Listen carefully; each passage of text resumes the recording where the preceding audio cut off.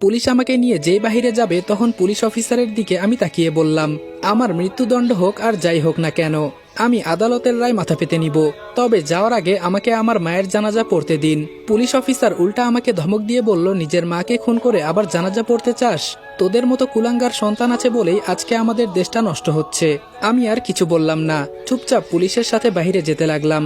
এইদিকে সবাই আমাকে দেখে আমার মুখে থুতু দিচ্ছে, আর সবাই বলা বলি করছে এতটা ভালো একটা ছেলে, কারো সাথে কোনোদিন রেগে কথা বলে নাই, কিন্তু আজকে এই ছেলে ওর মাকে খুন করে ফেললো। আমাদের তো বিশ্বাস হচ্ছে না, আর করবেই বা না কেন? আজকাল ছেলেপেলেদের ভেতরে কি যে চলে তা জানা মুশকিল। মনে মনে আমি বললাম, আজকে আমি খুন না করেও খুনি, তাও সেটা আমার মায়ের। জানি এখানে আমি কোনো কিছু বললে কেউ বিশ্বাস করবে না, তাই চুপ করে রইলাম। আমার ভেতরে এখন যে কি চলতেছে সেটা শুধু আমিই জানি। শুধু পারছি না এই পুলিশের জন্য, ওরা আমাকে আটকে রেখেছে। পুলিশের জিপে ওঠার পর আমার সৎ বাবা আবার বাহিরে এসে বলল, স্যার। পুলিশ অফিসার বলল, আরে তোমরা কিছু চিন্তা করো না, এই ছেলের ফাঁসি হবে, আমি গ্যারান্টি দিচ্ছি। যে নিজের মাকে মারতে পারে এই ছেলে অবশ্যই দেশের ক্ষতি করতে পারে। যদিও ওর মৃত্যু না হয় আমি ওকে গুলি করে মারবো, চিন্তা করবেন না। আমার সৎ বাবা বলল, দেখেন স্যার, বিষয়টা এটা না। আমার যে ছোট মেয়েটা আছে ভেতরে দেখলেন, মানে এই ছেলের চাচাতো বোন হয়। এই ছেলের বাচ্চা আমার মেয়ের পেটে। এখন কি করব বলেন? আমি খুব বিপদে আছি, যদি ওর মা জানতে পারে। আমি এটা নিয়ে খুব টেনশনে আছি। এটা শুনে পুলিশ অফিসার আরো বেশি ক্ষেপে গেল, শুধু বলল, এসব বিষয় আমি পরে দেখছি, এই গাড়ি চালাও। আমি চুপচাপ বসে আছি, একদম বোবা হয়ে গেছি। এছাড়া আমার কাছে কোনো উপায় নেই। বিপদে বন্ধুরাও আসবে না। আর আমার এই পৃথিবীতে আপন থাকার মতো আমার আম্মু ছিল, কিন্তু তাকেও ওরা মেরে ফেললো। হঠাৎ দেখি আবার রাস্তায় জ্যাম লেগে আছে। একজন কনস্টেবল বলল, স্যার, ওই দিনের মেয়েটা হয়তো এখানে এসেছে, আমাদের অপেক্ষা করতে হবে। যদি কিছু না মনে করেন একটা কথা বলবো স্যার? পুলিশ অফিসার বলল, বলো। কনস্টেবল বলা শুরু করলো, স্যার, অনেক দিনের ইচ্ছা ছিল বিশ্ব সুন্দরীকে দেখব, যদি বলেন তো। পুলিশ অফিসার ধমক দিয়ে বলল, এখানে চুপচাপ বসে থাকো, এত কথা বলো কেন? বুড়া বয়সে কত শখ। প্রায় অনেকক্ষণ পর জ্যাম শেষ হলো। যখন আমি চলে যাব তখন দেখি মিতু ভিড় থেকে বের হচ্ছে। হঠাৎ করে মিতুর চোখের উপর আমার নজর পড়তেই মিতু আমাকে দেখে জায়গায় দাঁড়িয়ে গেল। ও হয়তো ভাবতেও পারছে না আমার হাতে হাত করা লাগিয়ে পুলিশ নিয়ে যাচ্ছে। আজকে 5 দিন হলো আমাকে একা একটা শিকলবন্দি রুমে আটকে রাখা হয়েছে। আমার সম্পর্কে সবকিছু জানতে তদন্ত কমিটি গঠন করা হয়েছে। তারা সবশেষে এটা জানতে পারে যে আমার আম্মুকে আমি নিজেই মেরেছি।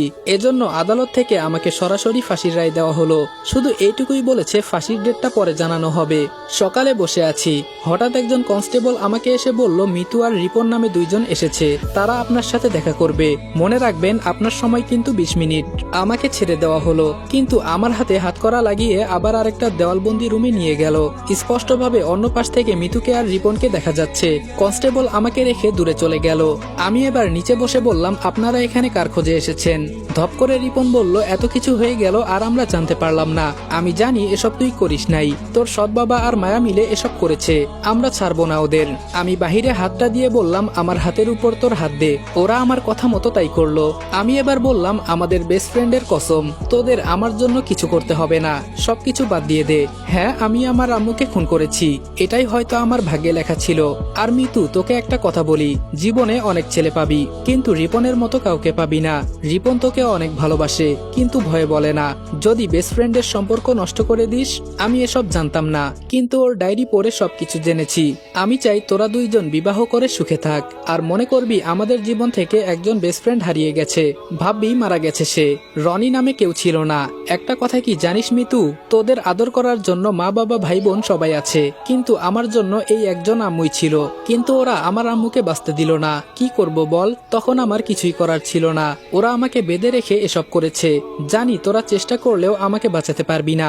এজন্য আমি বলছি, আমার আশা বাদ দিয়ে দে। কিছুক্ষণের ভেতরে সবকিছু শেষ হয়ে গেল। এবার একটু থেমে চোখের পানি ছেড়ে দিয়ে আবার বললাম, সকালে আম্মু আমাকে নিজ হাতে খাইয়ে দিল রে। খুব বেশি মনে পড়ে এটা, নিজেকে মানাতে পারছি না। হয়তো আমিও খুব শীঘ্রই আম্মুর কাছে চলে যাব। এসব বলে নিচে বসে কান্না করছি। এবার মিতু আমার হাত জড়িয়ে ধরে বলল, আমি কসম করে বলছি, ওদের কাউকে আমি ছাড়বো না। যে আমার বন্ধুর এই অবস্থা করেছে তাদের আমি ছাড়বো না। এই রিপন চল। এবার আমি মিতুর হাত ধরে বললাম, আমি কি বলেছি মনে আছে? আমার চিন্তা তোদের করতে হবে না, সবকিছু বাদ দিয়ে দে, কপালে যা আছে তাই হবে। রিপন আবার বলল, কিন্তু রনি। আমি বললাম, কোনো কিন্তুর আর দরকার নেই। যেখানে সবকিছু আমার বিরুদ্ধে, সেখানে তোরা আর কি করবি? তবে একটা জিনিস আমার খুব কষ্ট লাগলো, আমার নিজের আপন চাচাতো বোন কিভাবে এটা করতে পারলো। আমি ওর নিজের মায়ের পেটের ভাই না হই, কিন্তু চাচাতো ভাই তো ছিলাম। ওরা যদি আমাকে বলতো তাহলে আমি আমার আম্মুকে নিয়ে এই গ্রাম ছেড়ে অন্য কোথাও চলে যেতাম, কিন্তু ওরা তা হতে দিল না। রিপন মাথা নিচু করে বলল, আমরা চেষ্টা করে দেখব কি করা যায়। এবার আমি কষ্ট লুকিয়ে হাসি দিয়ে বললাম, যা তোরা, আমার জন্য এত চিন্তা করিস না, আর আমি তোদের অনেক মিস করব। আর রিপন, একটা কথা, যদি আমাকে ফাঁসি দেওয়া হয় তাহলে আমি মরার পরে ওদের দুইজনকে জ্যান্ত পুড়িয়ে কুত্তা দিয়ে ওদের মাংস খাওয়াবি, এর আগে না। এই একটা আবদার তুই পূরণ করবি না? রিপন এবার আমার হাত ছেড়ে জোরে জোরে কান্না করে বলল, আজকে আমাদের চোখের সামনে আমার বেস্ট ফ্রেন্ড এই কথা বলছে, আমি পারলাম না রে, মাফ করে দিস। আমি শেষবারের মতো মিতুর দিকে তাকিয়ে বললাম, অনেক ভালোবাসি রে তোদের দুইজনকে, কিন্তু এখন তোদের পথ আলাদা আর আমার পথ আলাদা। 20 মিনিট আমার হয়তো শেষ হয়ে গেছে, তবে যাওয়ার আগে একটা কথা বলি, যদি আমি আবার এই গ্রামে বেঁচে ফিরে আসি তবে সেটা খুব ভয়ঙ্কর ভাবে হবে। এজন্য দোয়া কর আমার যেন ফাঁসি হয়ে যায়, না হলে ওদের কাউকে আমি ছাড়বো না। আজকে বিনা কারণে জেলে আছি, কারণ আমার পক্ষে কেউ কথা বলবে না, যেখানে আমার আপন দুইজন আমার বিরুদ্ধে, আবার ওরাই খুনি। এসব বলতে বলতে পেছনে কনস্টেবল এসে বলল, আপনার সময় শেষ, চলেন। ভেতরে যাওয়ার আগে রিপন বলল, তোর জন্য অপেক্ষায় আছি। আমার মন বলছে তুই অবশ্যই ফিরে আসবি, তবে তুই চিন্তা করিস না, তোর কথাও রাখবো। পেছনে ফিরে তাকিয়ে দেখি মিতু আমার দিকে অসহায় হয়ে তাকিয়ে আছে। আমি জানি ওরা আমার কতটা কাছের বন্ধু, বন্ধুত্বের দোহাই দিয়েছি দেখেই ওরা হয়তো আজকে বেঁচে গেল, না হলে রিপন গিয়ে আজকেই ওদের শেষ করে দিত।